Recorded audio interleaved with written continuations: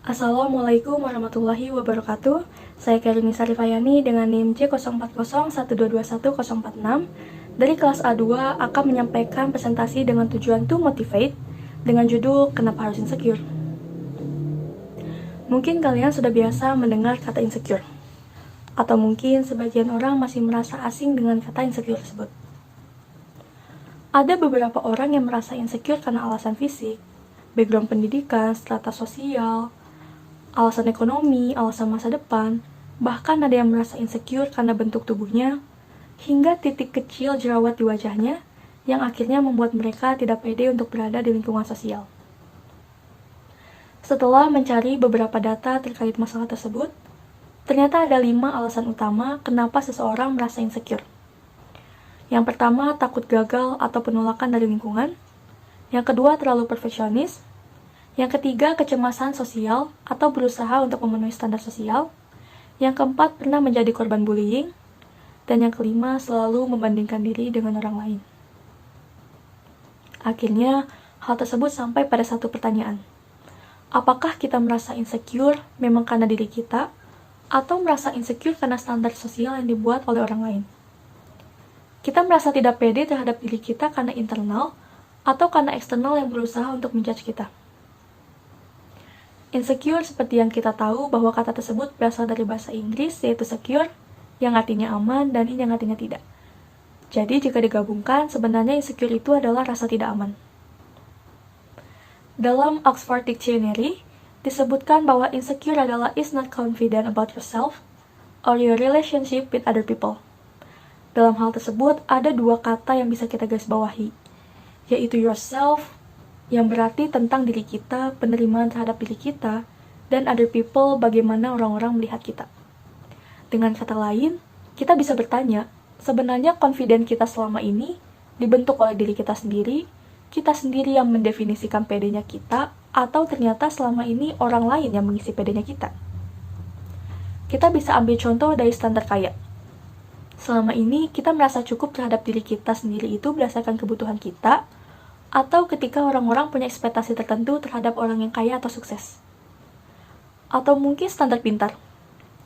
Misalnya ketika orang berbicara tentang IQ, nilai, rapor, yang itu sebenarnya ditentukan oleh lingkungan, atau sebenarnya kita sendiri yang merasa paham terhadap sesuatu dan menganggap bahwa pemahaman kita cukup untuk kebutuhan kita dalam menjalani hidup. Atau mungkin standar cantik. Selama ini cantik versi kita itu adalah cantik dari diri kita atau lingkungan kita yang mendefinisikan cantik itu. Hal ini sebenarnya tidak dapat kita penuhi.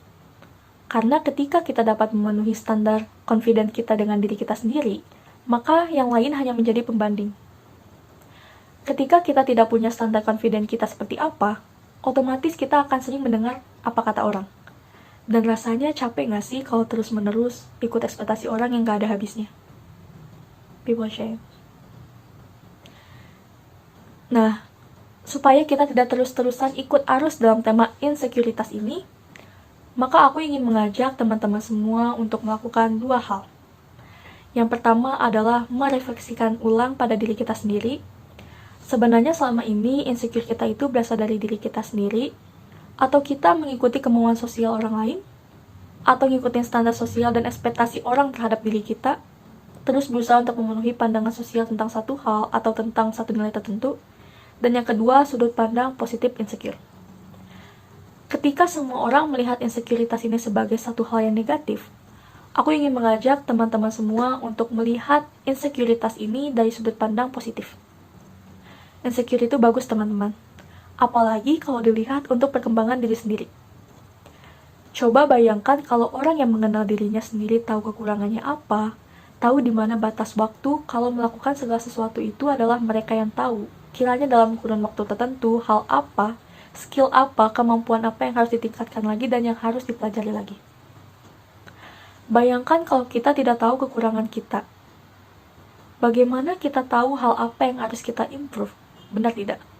Makanya, penting sekali sebenarnya bagi orang-orang untuk dikelilingi oleh orang yang mau memberitahu kekurangan termasuk kelebihan kita. Kalau orang sering bilang tuh, mereka yang mengkritik kita, mungkin adalah orang yang ingin melihat kemajuan kita di masa depan. Tapi, orang-orang yang selalu memuji kita bisa jadi adalah orang yang akan membuat kita diam di tempat. Kenapa? Karena kita tidak tahu sebenarnya hal apa yang harus kita improve, hal apa yang harus kita pelajari dan kita perbaiki. Bagaimana cara menghadapi insecurity? Yang pertama adalah penerimaan. Menerima apa adanya kita, yang masih bisa kita ubah, yang tidak bisa kita ubah, ya itu adalah hadiah dan anugerah dari Tuhan yang harus kita syukuri. Penerimaan terhadap diri kita sendiri adalah awal. Kita mulai mengenal siapa kita, kelebihan dan kekurangan kita. Dan yang kedua adalah fokus pada kelebihan kita saja. Setiap manusia pasti ada kekurangan dan kelebihan. Karena kalau hanya kelebihan saja, bukan manusia namanya, tapi malaikat. Setiap manusia ada lebih, ada kurangnya. Yang kurang kita terima, kita improve untuk hal-hal yang masih bisa kita improve. Kita fokus pada kelebihan apa saja yang menjadi kekuatan kita. Dan kita akan membuat hal-hal tersebut membuat kita lebih bersyukur dengan siapa kita sebenarnya. Bersyukur dengan apa yang kita punya. Karena bersyukur bisa kita mulai dari hal yang paling kecil. Melakukan sesuatu yang kita suka, mengurangi sosial media agar tidak membandingkan diri dengan orang lain.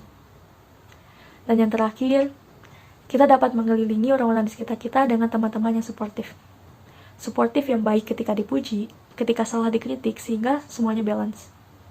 Sekian dari saya. Wassalamualaikum warahmatullahi wabarakatuh.